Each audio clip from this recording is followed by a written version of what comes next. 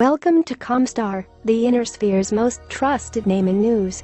Tonight, the latest from the major houses. MRBC, the Draconis Combine, the Federated Suns, and the Free World's Guard. Then, House Davian is victorious on Ozawa, the Free Worlds League stages a raid on Avalon. Then, breaking news from the Outer World Alliance. With the escalation of conflicts between the Federated Suns and the Catalan Confederation, mercenaries were attracted to the possibility of high-paying contracts last week. However, the high risk associated saw a quick retraction of forces from the Southern Theater on Monday. While the real money is in salvage rights and long-term employment, mercenaries seem to be cautious with taking on long-term contracts in high-risk areas. Skirmishes involving mercenaries are still infrequent. The growing political instability across the inner sphere has caused a surge in the number of offered contracts from all parties. In particular, two mercenary companies have been making motions. The Emerald Shrikes attempted to get a piece of the Capellan pie on behalf of the Federated Suns, and Maza Mercs were taking up contracts for the Lyran Commonwealth. I'm only going to risk my ass if the sea bills are good, one mercenary stated. House Lords say they have yet to make any major moves. Experts suggest that they are biding their time, waiting for the perfect contracts to fall into their laps. The following is a message from Talk Polite, head commander of the Combine. Greetings, subject of the Combine. This last week was indeed one of peace until forces from the Outworlds Alliance deemed it necessary to position above the worlds of New Samarkand, Delacruz, and Inting. In response to their aggressive actions, the Draconis Combine launched a strike against the world of Kincaid II, which is currently in progress. Threats against the Combine will be taken seriously and responded to with deadly force. Commonwealth and mercenary ships have also been seen on the Western Front and will be dealt with in a similar manner if diplomacy cannot reach a peaceful solution. Last week's recruiting drives have been very successful, and the 328th Assault Group was founded. Hundreds flocked to recruiting centers to avenge the recent attacks across DC space. And next, an update from the Federated Suns. A tenuous peace agreement across distant star systems led to the escalation of hostilities, Triptych said last Monday. Tensions heated up along the Federated Suns border this week, as Houses Steiner and Merrick both turned their greed, which had previously been directed at each other, toward Davian. While major hostilities have yet to begin, Davian intelligence reports a large force of Merrick mechs, far more than is needed for simple raids and border skirmishes. These forces intend to assist in bringing Davian stability to the region, or they have instead chosen the wrong side of history. The Davian response is predicted to be. Now we turn to the Free World's Guard. In a stunning victory, the Second Free World's Guard staged a deep penetration raid on New Avalon. Laying waste to the Federated Suns infrastructure, the Captain General himself took the field in a vintage Highlander, leaping across the field and emerging from the battle almost unscathed. My opponent, while skilled, was no match for the Second Free World's Guard. We hope, that this attack teaches the dishonorable Federates a lesson, and that they might learn to behave honorably in combat henceforth, exclaimed Captain General Shinkspas in a press conference last week. In financial news, it was reported that the Davian investors and politicians were scrambling to come up with a new plan for stabilizing the economy.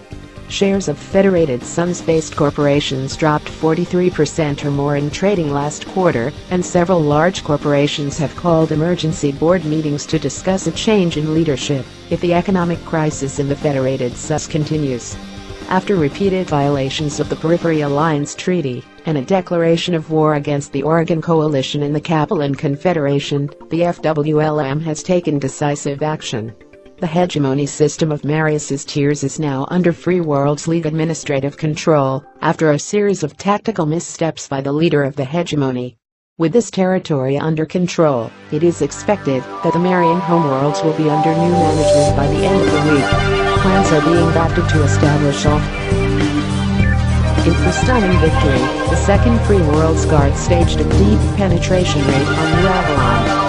Laying waste to the Federated Suns infrastructure, the Captain General himself took the field in a vintage Highlander, leaping across the field and emerging from the battle almost unscathed. My opponent, while skilled, was no match for the Second Free World's Guard. We hope, that this attack teaches the dishonorable Federats a lesson, and that they might learn to behave honorably in combat henceforth. Captain General Shinkspa said press time. It was reported that the Davian economists were scrambling to come up with a new plan for stabilizing the economy. Shares of Federated Sons-based corporations dropped 43% or more in trading, and several large corporations have called emergency board meetings to discuss a change in leadership if the economic crisis in the Federated Sons continues. Now, with the Periphery Pacification Program campaign drawing to a successful close, the Free Worlds League reports strong economic figures and much improved morale and citizen satisfaction amongst the newly managed periphery systems. "It's downright amazing," one former Marian Hegemony resident said during an interview. "I had no idea that our government was doing anything wrong, but these numeric government officials have already started putting up better apartments, brought in more vegetables, and promised free schooling for everyone that wants it. Those other guys didn't give us none of that." The Second Free World's Guard continues its deep strike campaign in Federated Sun space, in retaliation for the Federats' continued aggression and hostility towards FWL allies in Capellan and periphery space.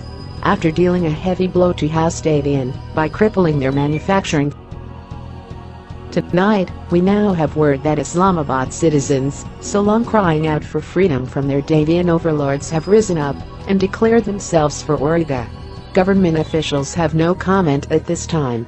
Local Davian forces are in disarray. Also tonight, Democratic Citizen Farmers Commune has been established as the new government of Islamabad with the slogan "No More Cabbage for Cows."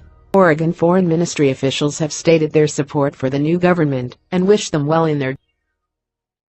In other news, the Concordant Jaegers and Support Auxiliary Unit, mostly harmless, have left Liao space to raid for much-needed pox medicines and supplies for the elderly. Political support for the raids is overwhelmingly positive. Commander Lacanis was seen today for a statement: "Our people need those medicines. Our young and old are dying. We can't keep our nation going if we have no one with life experience to draw from, and we can't keep our industries going if we have no young men to work the tougher jobs that the elderly can't. Our state would collapse. Henceforth I have ordered Operation Fleming to retrieve the supplies and parts to maintain our nation as a sovereign state of free people." Dropships had been witnessed to have left earlier today bound for the Capellan Confederation warehouses, as Commander Lacanis is a known advocate of the Ares Conventions. The Capellan Confederation had this to say in response: "While the Capellan Confederation appreciates the admiration and envy of its advancements in modern medicine, we are troubled by such a disrespectful act as has been perpetrated by the manipulative Taurian Concordant. Our superior." This has been a presentation of Comstar, the Inner Sphere's most trusted name in news.